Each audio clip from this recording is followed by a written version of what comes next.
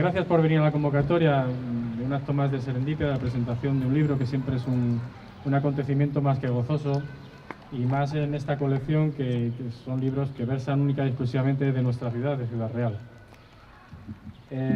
Estamos aquí como hace 7 meses que presentamos el último libro de esta colección, Ciudad Real más Mayagua, con notable éxito porque ya hemos impreso la segunda edición y esperamos que con este y con todos los anteriores pues vamos a seguir por el mismo camino. Estamos también respetando pues, la vida, ¿no? En esta situación pandémica que nos toca vivir, y bueno, pues creo que nos permite la situación estar respetando esos códigos escrupulosos sanitarios y al mismo tiempo disfrutar de un evento cultural que falta nos va haciendo. El objetivo de esta tarde es alumbrar, darle el pistoletazo de salida a un libro de José Rivero Serrano, que me acompaña a mi izquierda. Un poco más allá está Fernando Quirico, que era de presentador, y presentar el último libro de la colección, Ciudad Real Ensayo número 6, con el título Plaza Mayor, Permanencia y Transformación. Un libro que, siendo para una colección como es esta de ensayo, pues es un poco más extenso de lo normal, lo cual no nos dificulta para nada el aspecto, el marco de la colección. Creo que es extenso porque el tema lo merecía y porque, como siempre le decimos a los autores, hasta donde dé el tema, no es una cuestión ni de forzarlo ni de quedarse corto, y en este caso, pues la verdad que el tema ha dado para muchas chichas, ¿verdad? En verdad el tema ha dado para mucho. Quiero agradecer, en este caso le ha sido imposible estar presente, a Juan Manuel del Hierro Rodrigo, su delegado de defensa de Ciudad Real, porque gracias a su intervención esta edición cuenta con cuatro archivos cartográficos de Ciudad Real que, si no son inéditos, son conocidos, sí que nos han permitido, a través del Instituto de Historia y Cultura Militar y el Archivo Cartográfico y de Estudios Geográficos del Centro Geográfico del Ejército, poder editarlos de manera autorizada y con una calidad, pues que sinceramente que merece la pena verlos, estudiarlos, conservarlos y admirarlos, porque son documentos magníficos. Algunos de ellos yo lo desconocía por completo, una visión planimétrica de Ciudad Real de principios del siglo XIX que desconocía y que me parece absolutamente increíble. Insisto en estos agradecimientos al Centro de Estudios de Castilla-La Mancha, que siempre nos aporta un importante legado documental, sobre todo a través de su fototeca virtual o de uso virtual, y que siempre está con nuestras ediciones, pues de alguna manera respaldando gráficamente esta colección. A los archivos tanto de la Diputación como el Archivo Histórico del Ayuntamiento de Ciudad Real. Y quiero personalizar en Valeriano Villajos García y en Francisco Adane, que son sus responsables, pero en él y en toda su plantilla, en toda la gente que hace posible que los archivos de Ciudad Real estén vivos y estén funcionando. A la Facultad de Letras, los libros de la colección Ciudad Real Ensayo, desde hace varias ediciones, están respaldados por la Universidad de Castilla-La Mancha. Estamos respaldados por su conocimiento, por su saber y, lógicamente, por su doctrina. Y al museo, este museo que tenemos a las espaldas, que está en doble sede, está en la sede de la Merced, en la sede provincial en la calle Prado, que siempre está con nosotros junto a la Asociación de Amigos del Museo de Ciudad Real, que son absolutamente beligerantes con la cultura, lo cual es siempre muy agradecer, y en estos momentos todavía más. Siempre están para lo que les necesitamos, y la prueba inmediata es que disfrutamos de sus sillas en este momento y de sus mesas y de su atrezo. Al Ayuntamiento de Ciudad Real quiero hacerle también una mención especial.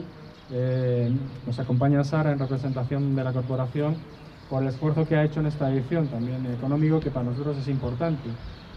Debo decir, siempre lo recuerdo, pero creo que es de obligación, que esta es me gusta llamarle ediciones de caridad, porque aquí no cobra nadie. O sea, los ingresos que se tienen son para pagar los gastos que se generan con las ediciones, pero realmente ni los autores, que son los primeros que debían ser los beneficiarios, ni la editorial, ni nadie entre medias recibe más ingresos que lo de los propios costos. Por eso es importante la ayuda, y en este caso la del Ayuntamiento de Ciudad Real, hemos contado con ella y es muy, muy agradecido. Al autor, evidentemente, ya nos conocemos bien, no puedo más que agradecerle el enorme esfuerzo de ese trabajo y el resultado que ahora tenemos en la mano. Y a todo el equipo de Serendipia Editorial, que somos mucha gente, que unos figuramos, otros no figuran, que no solo están en la edición del libro, están en los apoyos en corrección, están en las segundas lecturas, están en las revisiones a ciego, están en muchas cosas, ¿no? No quiero olvidar tampoco la concurrencia que ha tenido la edición Miguel Ángel Hervás, que nos ha prestado unas fotos magníficas de las últimas excavaciones que se han podido hacer en torno a la muralla de Ciudad Real, aportando algunos datos que creo que son valiosos a esta edición.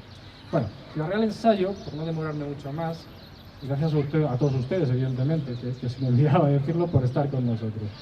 Es una iniciativa que ha surgido de forma un tanto rápida. Surgió de unas primeras conversaciones, el autor entrará más en ellas si es oportuno, de febrero del año 2020, estamos prácticamente en febrero de 2021, en poquísimo más de un año se ha gestado esta edición, y solo es posible porque hay un trabajo previo sobradamente importante y demorado en el tiempo. Quiero decir que José Rivero, prácticamente desde el año 81, en que se publica Transformación arquitectónica de un espacio público, el caso de la Plaza Mayor de Ciudad Real, hasta el 2021, ha estado publicando y haciendo intervenciones de opinión y de análisis sobre ese espacio que es la Plaza Mayor, nuestra Plaza Mayor. También teníamos el referente en la editorial de Plaza del Pilar, de Javier Álvarez García y Manuel Molina Cañadas, que sientan el primer precedente de lo que es el análisis de los espacios públicos por parte de la colección. Este libro no es un libro de historia, lo digo por si alguien, por su título, entra en una confusión inicial, no es un libro de historia de la Plaza Mayor, y por lo tanto también invito a que aquellos historiadores que les apetezca tratar ese recinto, ese espacio desde el punto de vista meramente histórico, pues lo aborden, que nosotros estaremos interesados en esa propuesta. Es, en palabras de su propio autor, cito de un texto de hace 2 días escasos, de ayer creo que fue, una interpretación y reflexión transversal sobre las posibilidades formales y espaciales de nuestra plaza. Que dicho así suena grande y leído suena mayor, porque la verdad tiene mucha enjundia. Esta colección, en general, insisto que está circunscrita exclusivamente al ámbito municipal de Ciudad Real y su término municipal. Es una colección de alto valor documental, de carácter reflexivo, también en palabras de José Rivero. Pero quiero citar a Viloev. Estoy ahora mismo enfrascado en la lectura de su libro Extraterrestre, que es un ensayo de divulgación científica, no es un ensayo de ciencia ficción, que es catedrático de astrofísica de Harvard, que dice que cuando encuentre la página, porque sin gafas veo poco,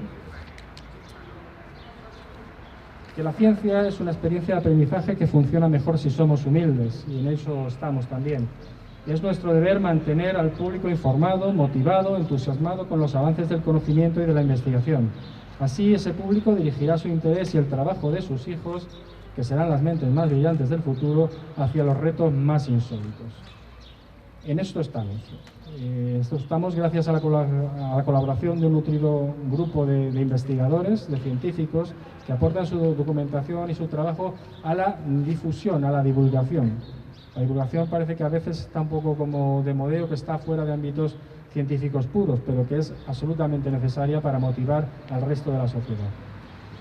Estamos aquí por amor a la ciencia, a la investigación, a sus raíces, a la capacidad que ha de tener la divulgación para el conocimiento y para la mejora de la sociedad.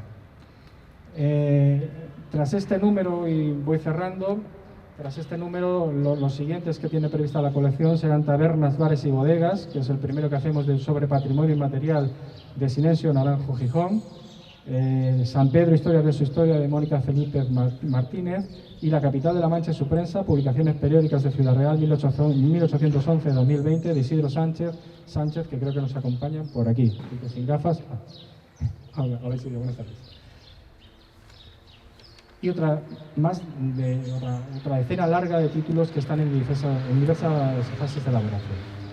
Cierro mi intervención simplemente presentándoles a José Rivero Serrano, que es el autor, y que, siendo breve, aunque no puedo serlo y ahora verán por qué, cito brevemente su currículum. Es natural de Ciudad Real, es arquitecto por la Escuela Técnica Superior de la Universidad de Sevilla, arquitecto jefe del Servicio de Arquitectura de la Diputación Provincial hasta hace breves fechas en que cedió su puesto por jubilación, Premio de Urbanismo José Díaz de Ciudad Real 1987, Premio Periodismo Colegio de Arquitectos de Ciudad Real 1993, Premio Regional de Arquitectura de Castilla-La Mancha 1995, colaborador en un sinfín de publicaciones periódicas desde Lanza y Tribuna, Seminario El Manchego, Mancha, Anil, la Comarca de Puerto Llano, Opinión, Paisaje de Arquitectura, y así podría seguir más de 10 minutos citando referencias en las que participa y colabora de forma activa. Aparte de esto, es colaborador de los registros Docomomo, del proyecto Suroeste de Guía de Arquitectura del siglo XX, la Fundación Arquitectura Contemporánea, de la Fundación Miguel Frisac.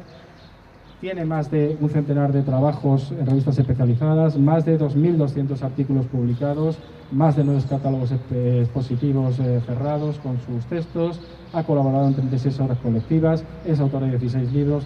Bueno, creo que voy a cortar aquí porque el currículum es inmenso y no solo avala el trabajo que hoy nos presenta, sino que nos prestigia a la propia editorial, a la propia colección con su colaboración. Muchas gracias. Y le paso la palabra a Fernando Tirico, que va a presentar al autor y a la obra. Muchas gracias a todos.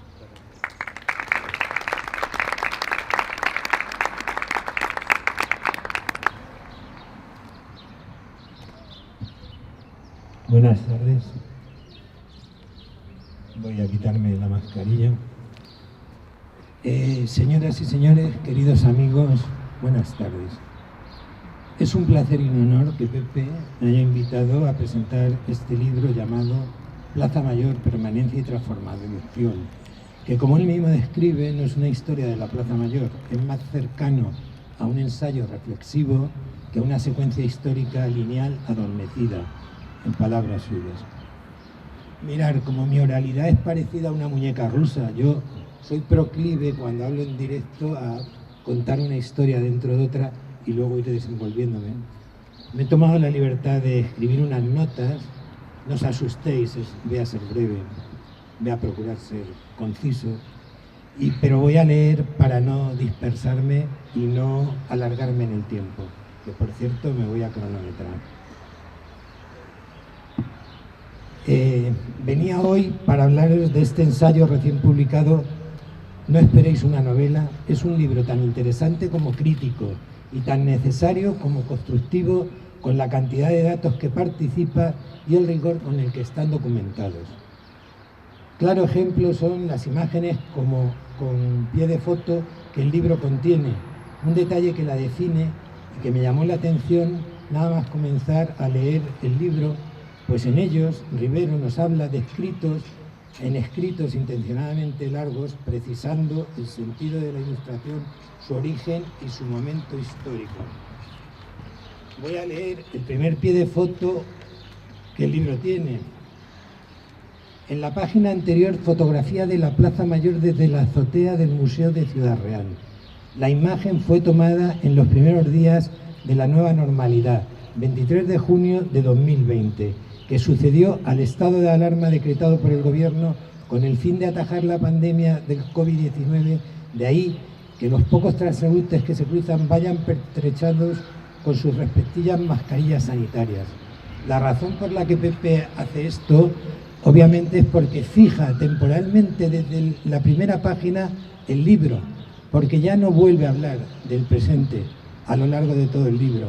Habla de la historia de la Plaza Mayor, pero con este pequeño detalle y largo pie de foto, realmente sitúa históricamente el libro. No obstante, quiero transmitiros mi idea de nuestra ciudad, esta que nos trae de cabeza desde el siglo XIII hasta el siglo XXI, es decir, desde su fundación en 1255, hace ya 766 años. De estos casi 8 siglos, nosotros como actores de uno, sumando lo vivido con lo trabajado por nuestros padres y aquello que familiarmente nos transmitieron, somos autores de un siglo prácticamente. Al menos tenemos memoria, yo creo que tanto Pepe como yo tenemos memoria, la sensación de haber vivido 100 años en esta ciudad. Hace unos años vengo observando que la forma de Ciudad Real es la de un corazón invertido, pero no es un corazón romántico, no hagáis ilusiones de que es un corazón romántico con la forma de corazón, es una víscera cardíaca pero invertida, al revés. Siempre ha sido así, está boca abajo, siempre ha crecido con esta forma, ya sea como cerca, como plaza, como recinto ferial o almendra central, palabras de Pepe. Y como es un corazón invertido, nos trae de cabeza, pero tiene de todo, tiene sus ventrículos, el izquierdo y el derecho, que pueden ser la Plaza Mayor y la Plaza del Pilar, desde donde tradicionalmente se ha bombeado la vida por sus arterias, como la calle Toledo, Calatrava y Alarcos, sus aurículas, que son la Catedral, el Prado y la Plaza de la Constitución, incluso esta propia Plaza de los Mercedarios, y sus venas, Teruel, Granada, Carmen, etcétera. Lugares estos por donde han circulado las personas y las ideas de las que nos habla y de las que no nos habla este libro. Luego disertaremos de ello con la garantía que nos aporta la presencia del autor. Será mejor que él nos hable del libro y yo os relate algo del escritor de esta compleja obra. Ahora volcaré mi presentación, como no podía ser de otra manera, sobre el lado emocional. No en vano, conozco y he tratado a Pepe desde pequeño, desde que estuvimos juntos en el parvulario del Colegio de San José con Ignacia, hacia el curso 1957 y 58. Por aquí hay algún miembro más de esas clases. Año que mi padre, el farmacéutico Ángel López Pérez, cerró un lugar de recreo, que ya casi nadie recordará, unos futbolines que durante un lustro había tenido en un local de la Plaza Mayor, donde después se aposentó el hogar de la Guardia de Franco. Cuando mi padre abandonó allí se situó el hogar de la Guardia de Franco, lo alquiló la Guardia de Franco, y junto a la taberna de Paco Carrión. Aquel espacio físico está ocupado hoy por el Ventero, ya casi nadie lo recordará. Ayer fue la víspera, que diríamos en manchego, total no ha llovido nada. Aquella plaza de portales tristes y portales alegres, como caleidoscopio de olores a pan y a churros, ultramarinos con bacalao, sardinas de barril, aceitunas y especias, pastelerías, bolleras con pelotas de fraile, carnicería, pescadería, frutería, heladería, joyería, farmacias, librerías, tiendas de discos y juguetería. Fuente de olores, de colores y espectáculo, como aquel funambulista equilibrista que decían que había cruzado las cataratas del Niágara. Fue un señor que vino, tendieron un cable en la Plaza Mayor y subió hasta la torre. Y todos los niños estábamos, los más viejos del lugar, recordaréis este hecho, que creo que no nos perdimos en ningún ciudadrealeño. También olía a taxistas, a carpintería, a bares. Era un gran patio de juegos, de actos oficiales y de autos religiosos. Vamos, la plaza como precursora de una gran superficie, pero con comercios asociados a nombres propios. El pescadero Justino, el heladero Morán, el bar El Quijote, Las Lagunas, Pepe el Churrero, Mazo, Rosuri, La Giralda, El Niño, Casa Fernández, Pedrucho y un largo etcétera hasta la actualidad. También quiero hablaros de ese amor compartido entre Andalucía y La Mancha por un ciudadrealeño que se fue a Sevilla a estudiar la carrera de arquitectura y volvió a su ciudad real natal para ejercer la profesión, abandonando esa gran ciudad que le enamoró casi tanto como Carmen, su esposa, una sevillana, arquitecta nativa que emigró aquí a esta ciudad por amor a la persona. La vida les dio la oportunidad de elegir, pero ambos son de esos profesionales que han entregado su vida a Ciudad Real, trabajando en ella y para ella. Cualidad que resalto porque se podrían haber quedado en su Andalucía o haber emigrado a otros territorios, como sucede ahora con tal insistencia que casi ninguno de nuestros hijos vive y trabaja en esta ciudad, lamentablemente. Los hemos formado aquí, les hemos pagado los estudios, las carreras, las profesiones y las están en su mayoría ejercitando bajo el síndrome de la emigración, sí, pero la globalidad de las cosas.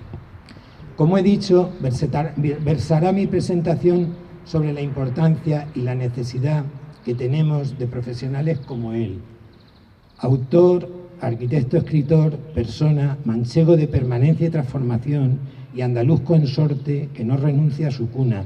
Esos genes de Almadén que lo constituyen, haciendo de su pensamiento puro cinabrio, que actúa convertido en Bermellón por un lado y en Mercurio por otro, como gotas de azogue que poco a poco se van juntando para construir un solo cuerpo con mucho peso específico y aunque divisibles son capaces de unirse con naturalidad, adquiriendo consistencia de peso para la función a la que se destina. En mi opinión, no hay termómetro más fiable que aquel de cristal y mercurio, tan usado por nosotros hasta la actual era digital. Ser un fiable termómetro de situación es lo que Pepe hace con las palabras cuando escribe.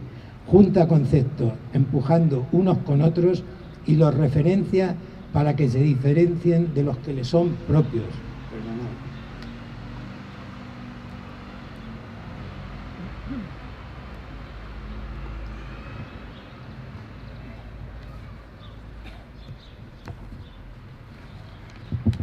Para no usar las gafas he ampliado la letra, no, ya acabó. El Bermellón es una imagen de su arquitectura, pero la gran obra arquitectónica de Pepe ha sido y es su cabeza, es decir, su cerebro, esa biblioteca de datos que ha construido con constancia, dedicación, esfuerzo y memoria, datos que unen red unos con otros, amalgamándolos y conformando ideas de una solidez siempre abierta a nuevas propuestas o a una conexión con un viejo pensamiento. Finalmente, quiero afirmar que estos conceptos desarrollados en el libro nos han determinado a la hora de constituirnos como personas a todos los que vivimos aquí. Todos conocemos máster y tesis doctorales de una ligereza vergonzante y casi delictiva, o delictiva en muchos casos. Y me pregunto, ¿es este un libro que sienta cátedra? Pues en mi opinión sí. A partir de ahora será un libro de referencia, por la importancia de los datos que aporta y por la estructura del libro. Una especie de atlas definitivo sobre la historia de nuestra Plaza Mayor. Pepe ha dedicado su tiempo a leer, a recopilar datos, a estudiar, a la literatura en distintas vertientes, a la arquitectura en el sector privado y fundamentalmente a la arquitectura en el sector público desde la jefatura de servicio en el Departamento de Arquitectura de la Diputación Provincial. Rivero, esto no me lo va a perdonar, Rivero es merecedor. Con este y otros escritos de semejante nivel y de distinta naturaleza y por su contribución a la historia fundamentada de esta ciudad, de un título académico, pese a su académico antiacademicismo, por ser poco dado a pompas, factos y boatos. Yo creo que es un poco tímido. Mas desde este foro, porque se merece ostentarlo y no podemos permitirnos que renuncie a ello, le propongo para un doctorado honoris causa por la Facultad de Geografía e Historia de Arquitectura de la Universidad de Castilla-La Mancha. Isidro, toma nota. Muchas gracias por vuestra atención.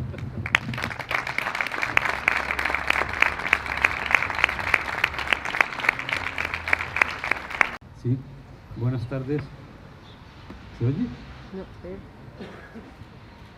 Muchas gracias, Quirico, por tu amabilidad y tu exageración.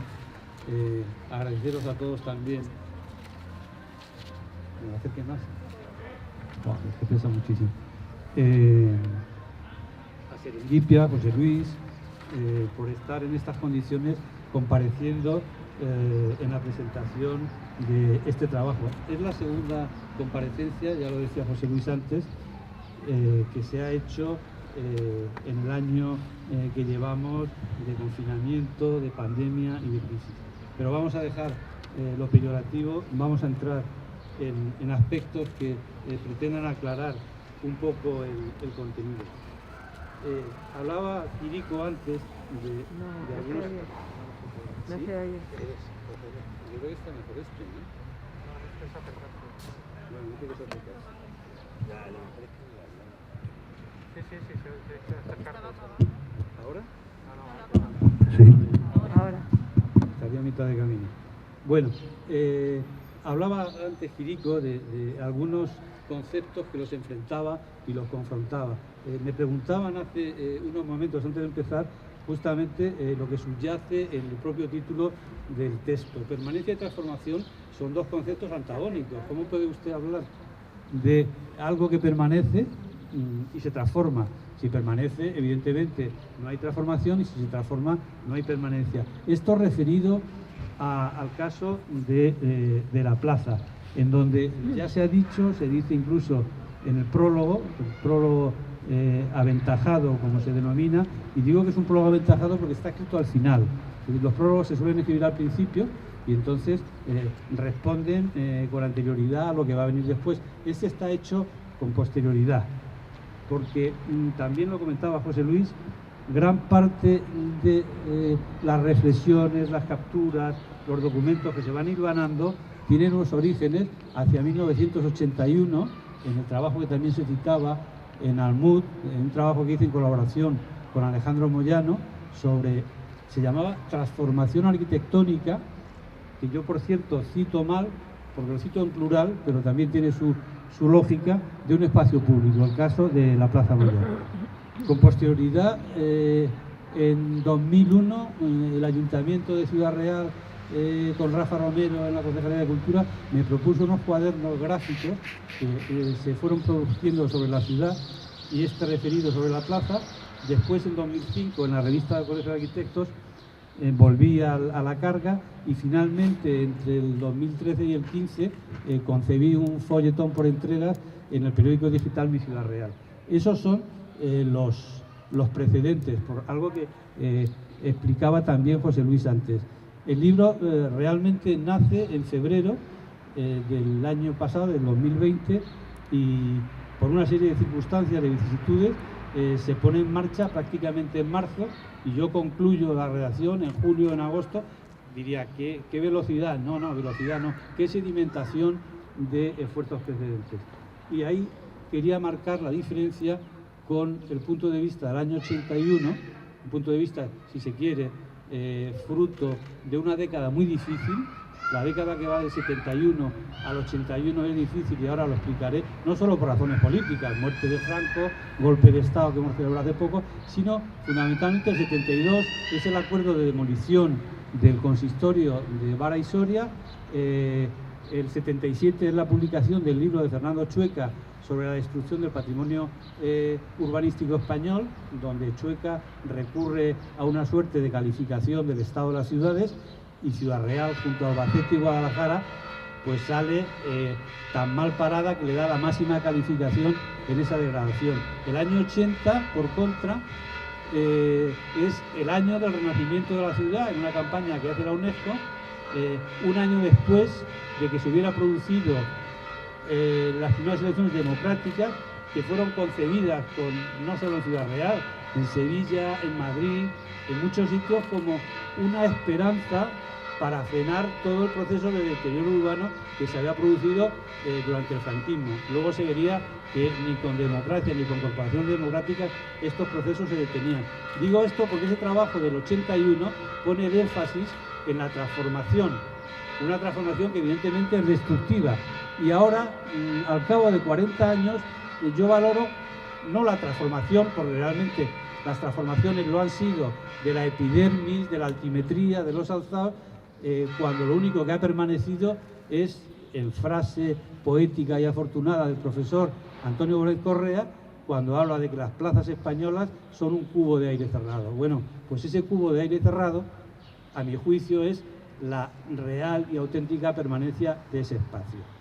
Esto da cuenta, por lo tanto, de esa justaposición que páginas después emerge en otro par, que yo digo que es un par conceptual, pero es un par analítico que yo utilizo, lo utilicé ya en 2005 cuando hablo en esta ciudad de topos y logos. ¿Qué quiero decir cuando hablo de topos y hablo de logos? Bueno, pues topos referidos al valor del suelo, a lo geológico, al terrizo, a lo matérico, frente al logos, que habla de la idealidad, del pensamiento y de la planificación.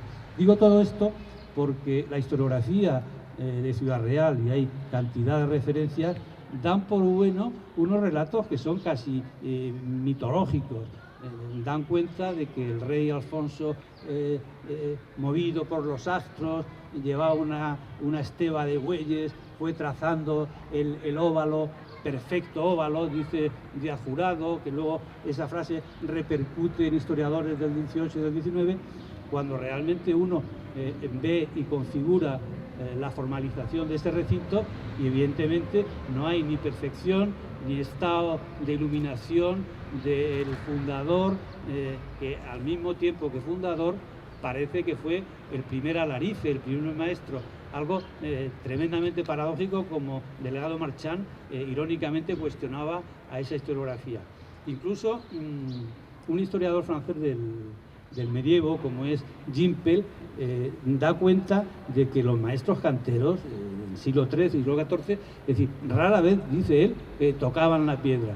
Entonces, si esos maestros alarifes, esos tracistas, rara vez tocaban la piedra, ¿en qué cabeza cabe que un rey, por muy fundador que fuera, aunque fuera el promotor del estatuto jurídico de la ciudad, se iba a poner al frente de un arao de bueyes para hacer el trazado de la ciudad entera? Pero no solo el trazado de la ciudad entera, sino que con la punta de la espada parece que dibujaba, como si fuera un lapicero, en una suerte de replanteo de los edificios más importantes y benéficos. Bueno, pues esa, lo comentábamos antes, esa falacia histórica ha sido dada por bueno hasta muy recientemente por autores del siglo XX, es decir, que no es la mitología histórica de lo que yo llamo sentimentalismo urbano, sino que ese concepto de ciudad ideal ha prevalecido sobre la ciudad real, con una particularidad. Ávila es equivalente, es decir, hay datos que Torres Balbás, en un trabajo excepcional sobre el urbanismo medieval, da cuenta de los principios de castramentación. Torres Balbás establece que las ciudades medievales en España se rigen por dos modelos. Los oppidum, es decir, que son ciudades más pegadas al terreno, más dominadas por ese topo que yo digo, y los castros, los campamentos romanos, la estructura campamental clara, que se produce por calles tiradas a cordel, manzanas rectangulares, y esos son los dos polos, aparte quedarían evidentemente las ciudades musulmanas. Bueno, pues eso ocurre no solo en Ávila, sino ocurre años después de la fundación de Villarreal, 1255, en 1276, la otra Villarreal, aquella que hizo que Caro Baroja se confundiera de Alcaraz con Alarcos, la otra Villarreal que fundara Jaime I, es un ejemplo de organización lógica, planimétrica. Un recinto rectangular, manzanas rectangulares, 4 puertas centrales en cada uno de sus lados, algo que evidentemente podía haber sido el modelo a proponer en la fundación de esta ciudad, porque ni la topografía era un condicionante tan perverso, ni había accidentes topográficos, ni había ríos, ni había vaguadas para poder proceder ese tendido planimétrico más cerca del logos y lejos del topo. Pero por otra parte, el mismo Alfonso X el Sabio es conocedor de esas técnicas, como lo demuestra en las 7 partidas. Incluso hay un relato suyo en la Crónica General, cuando asiste al asedio de Sevilla con su padre, el rey Fernando, y cuenta cómo es la estructura del campamento de los asediadores ante esa Sevilla almohade. Y evidentemente él conocía esas posibilidades. ¿Qué es lo que pasó o qué es lo que no pasó en la cabeza del rey Alfonso, que sabemos que tuvo muchos problemas de tipo médico, para producir ese salto en el vacío entre lo que sabía y conocía y lo que finalmente se ejecutó? Bueno, pues ese es el correlato que yo propongo entre el topos y el logos para centrar el debate de la ciudad.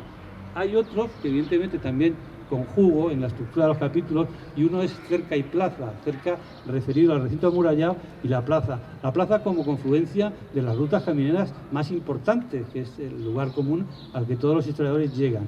Hay alguien, como Julián Alonso, que fue cronista de esta ciudad, que duda sobre el estatuto de la plaza, y llega a decir incluso que Ciudad Real no tuvo plaza, probablemente dando la razón a aquello que decía Bonet, de que las plazas mayores en principio estaban fuera de los recintos. Bien. Otro concepto que se despliega en el libro y que evidentemente a alguien puede producir extrañeza es la oposición de la madera y la piedra, lo que yo llamo orden leñoso y orden pétreo. Las plazas medievales, también siguiendo a Torres Balbás, mayoritariamente están construidas en madera por aquello del orden de pie derecho o poste y carrera. Orden leñoso, es decir, siguiendo un poco el relato mítico de la fundación de la arquitectura en la cabaña de Adán, que todo era con ramaje y con madera, que da pie a ese tipo de configuraciones, entre otras cosas por una serie de ventajas que tenía la madera y que no tenía la piedra, más allá de la escasez de zonas como Ciudad Real, carente de canteras en proximidad. Es más trabajable, es más ligera y funciona preferentemente a compresión, no tan bien como la piedra, y lo hace a flexión. Por eso puede ser una viga de madera, cosa que no veremos en vigas de piedra, salvo que fueran dinteles. Esto da pie para ver cómo, a partir de la inflexión que hace Felipe II en 1570 y tantos, ¿no? Antes, cuando dicta la modificación de la Plaza Mayor de Valladolid, que había sufrido un incendio como consecuencia de esa abundancia de madera, establece una resolución que luego aplicará en la Plaza del Arrabal en Madrid, que es lo que hoy es Plaza Mayor, y viene a decir menos madera y más regularidad. Luego el estatuto de esas plazas medievales es un poco el estatuto histórico que podríamos detectar en la Plaza Mayor de Ciudad Real, lugar de encuentro, como antes refería Quirico, de comercio, de celebraciones, de actos, donde había cierto abigarramiento próximo a un zoco árabe, aunque aquí no hubiéramos tenido esa persistencia de una ciudad musulmana, por mucho que hubiera barrios propios de residencia de la morería.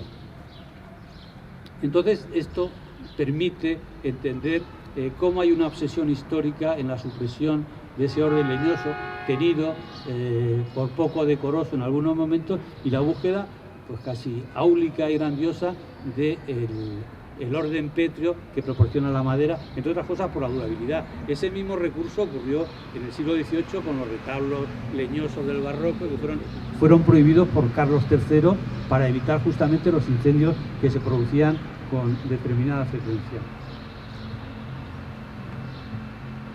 Y con todo esto, pues yo creo que doy una idea de los intereses que me han ido moviendo al respecto. Incluso aventuro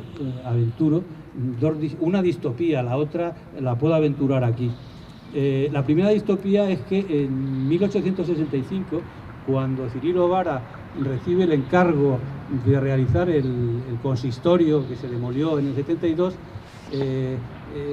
la memoria se queja del poco suelo que le han proporcionado para desarrollar el programa que él pensaba que para una capital de provincia, aunque fuera de tercera, como decía en la memoria, merecía.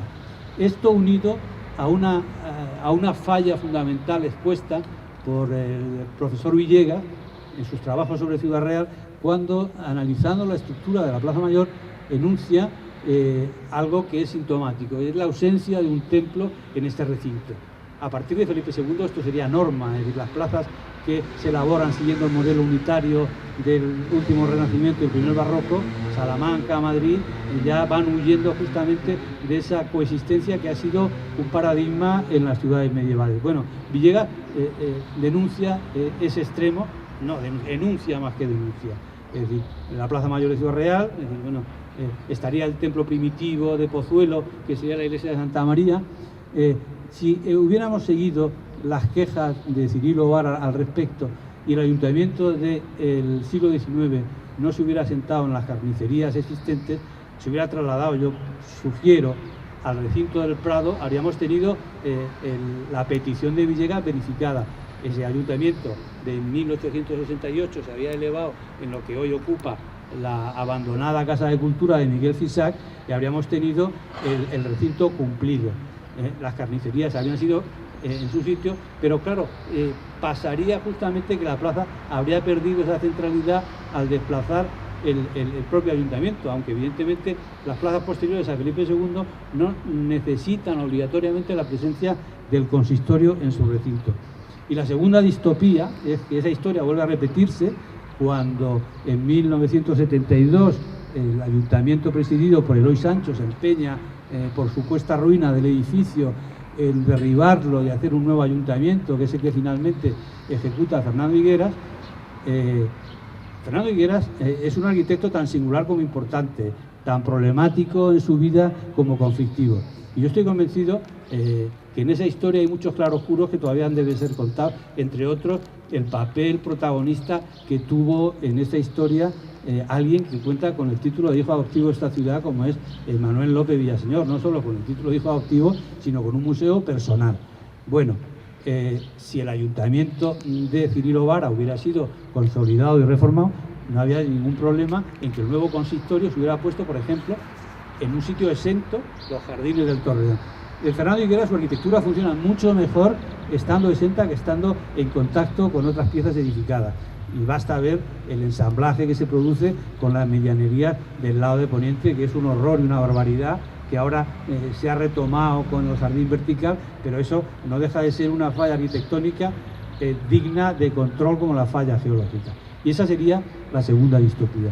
Y yo, para acabar, quería evidenciar algo que se me ha preguntado en algún momento sobre el carácter de la escritura. Yo no concebía este libro, no pensaba volver a haber escrito sobre la arquitectura de Ciudad Real por cierto cansancio, por cierto agotamiento de evidencias y de modelos. Incluso yo creo que en el año 95, en la revista Añil, también desaparecida, publicaba una serie muy curiosa que se llamaba Perfiles de una ciudad. Ciudad Real, hay un texto de Félix Pillet, de Emilio Arjona y el mío. El mío se llamaba Rien va plus. Rien va plus es lo que el croupier del casino avisa a los jugadores: señores, hagan sus posturas que el juego se termina. Y yo aquel texto ya lo denominaba de tal manera porque entendía que muchas partidas se estaban agotando y ya realmente el tiempo jugaba a la contra. Yo no concebía, como digo, haber vuelto a las andadas por más que tuviera documentos, incluso contar con un texto de 2012 con entidad suficiente para ser publicado, que finalmente fue el punto de partida de la redacción de ese segundo trimestre del 2020. Pero se dieron unas personales circunstancias, como José Luis contaba antes, y el confinamiento obró también como impulsor de ciertas reflexiones, y volví a hacer relecturas citaba antes Torrebalbás, Chueca Goitia, autores que fueron leídos y que muchas veces las relecturas o las segundas lecturas son mucho más sugerentes que las primeras. Entonces me di cuenta que tenía un potencial de posible publicación, y de ahí vino el cierre de ese trabajo. Es decir, frente al silencio al cual me había comprometido, al final me vi impulsado a esa escritura, que no sé si será la última, probablemente sí, sobre este tipo de temas. Un poco como comentaba antes José Luis, hace 5 años que estuvimos aquí, no sé si se acuerda, presentando otro libro que editó Serendipia, la geografía personal grado superior. Lo hicimos en el patio de dentro, y es un libro de pensamientos, de lavazados, de aforismos, de microensayos, y el último apunte de ese libro, del 2016, dice: aprender siempre que se sobreviva a la batalla. De eso se trataba, de sobrevivir a la batalla. Muchas gracias.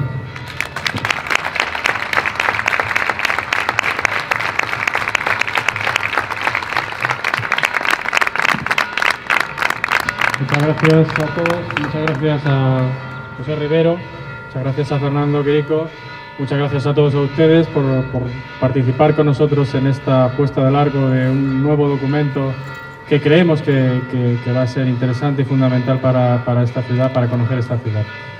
A partir de este momento, si alguien quiere que el autor le dedique el libro, pues aquí lo tenemos encadenado a la mesa y están ustedes, pues está a su disposición. Muchas gracias. Buenas tardes.